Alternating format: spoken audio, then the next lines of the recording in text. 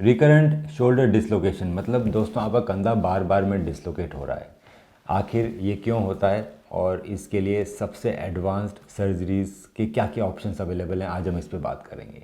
मेरा नाम डॉक्टर मनु बोरा, मैं एक ऑर्थोपेडिक सर्जन और आर्थ्रोस्कोपिक एक्सपर्ट हूँ, team ortho sport, Delhi, Bangalore, Mumbai.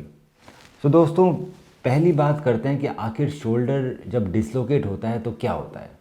जब भी एक बार शोल्डर डिसलोकेट होता है दोस्तों, तो शोल्डर में एक टिश्यू होता है, आपके शोल्डर में जो ग्लिनॉइड होता है, ग्लिनॉइड के ऊपर एक टिश्यू लगा होता है जिसका नाम होता है लेब्रम। वो आपके शोल्डर को डिसलोकेट होने से बचाता है। तब जब पहली बार आपका शोल्डर डिसलोकेट होता है तो वो लेब्रम एक जगह से फट जाता है। मोस्टली वो जो कॉमन रीज़न होता है वो होता है एंटीरियो इन्फीरियर। एंटीरियो इन्फीरियर पार्ट से आपका लेब्रम फट जाता है, तो अब वहाँ पे सपोर्ट नहीं रहता जो पहले लेब्रम दे रहा था। इस वजह से रिकरेंट डिसलोकेशन मतलब बार बार में डिसलोकेशन होने लगता है। तो जैसा कि दोस्तों आप स्क्रीन में देख रहे हैं, ये हमारा ग्लिनॉइड है और ग्लिनॉइड के ऊपर इस तरह से हमारी हाथ की हड्डी जो ह्यूमरस होती है वो आर्टिकुलेट करती है। ये जो लेब्रम है, ये पहाड़ जैसा एक स्ट्रक्चर होता है हमारे ग्लिनॉइड पे जो डिसलोकेशन से बचाता है। दोस्तों जब पहली बार आपका कंधा डिसलोकेट होता है तो ये लेब्रम जो देख रहे हो आप, पहाड़ की तरह जो स्ट्रक्चर रहता है, ये यहाँ से फट जाता है, एंटीरियो इन्फीरियर। अब जैसे ये फट गया है, इसके बाद कंधा बार बार में डिसलोकेट होता रहेगा। क्यों? क्योंकि यहाँ पर जो सपोर्ट था वो अब ख़त्म हो गया है।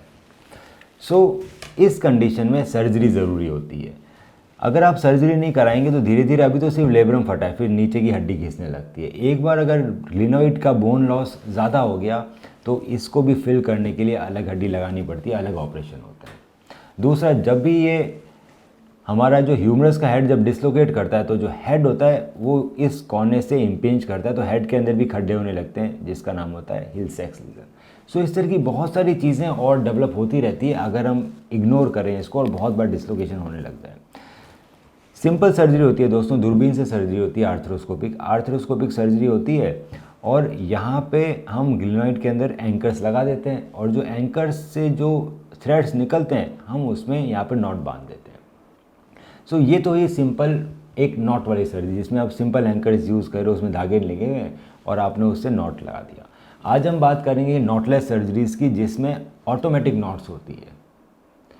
आखिर वो इम्प्लांट्स बेटर क्यों रहते हैं और कैसे की जाती है सर्जरी, उसके बारे में बात करते हैं। एक छोटा सा एनिमेशन मैं आपको दिखाना चाहूँगा। इसमें एनिमेशन में पहले आप देख रहे हैं कि एंकर के लिए छेद किया जाता है, फिर ये एंकर डाल दिया जाता है। अब ये जो एंकर डाला है दोस्तों, ये नॉटलेस एंकर है, इसके अंदर गांठ लगाने की ज़रूरत नहीं है। एंकर से जो धागे निकल रहे हैं उसको हम लेब्रम के टिश्यू में से पास करते हैं। एक बार हमने लेब्रम के टिश्यू में से धागे पास कर दिया एंकर से जो निकले हुए हैं, अब इन एंकर्स के धागों की शटलिंग की जाती है जिस तरह से डायग्राम में दिखाया गया। अब जब शटलिंग करके मैं ये वाला वायर जब खींचता हूँ तो यहाँ पे ऑटोमेटिक नॉट लगने लग जाती है। जो एंकर जो अंदर गया, ये ऑल फाइबर एंकर है, इसके अंदर नॉट ऑटोमेटिकली लगेगी। मुझे ऊपर गांठ बांधने की ज़रूरत नहीं है, मैं जैसे से ये धागा खींचता रहूँगी अपना आप नॉट लगती रहेगी और ये ढीला नहीं होगा।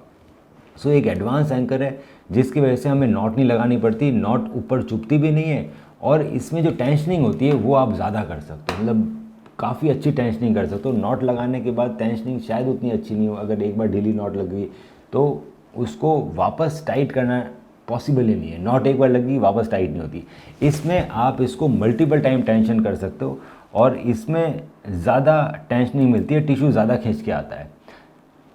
जैसे कि आप वीडियो में देख पा रहे हैं, तो एक बार एंकर चला गया, आपने नॉट लगा दी तो नॉट अंदर है, अब ग्लिनॉइड के अंदर है, कहीं नॉट नहीं लगी। ये नॉटलेस सर्जरी है। नॉटलेस सर्जरी में मल्टीपल बार टेंशन कर सकते हो और टेंशनिंग बेटर भी आती है।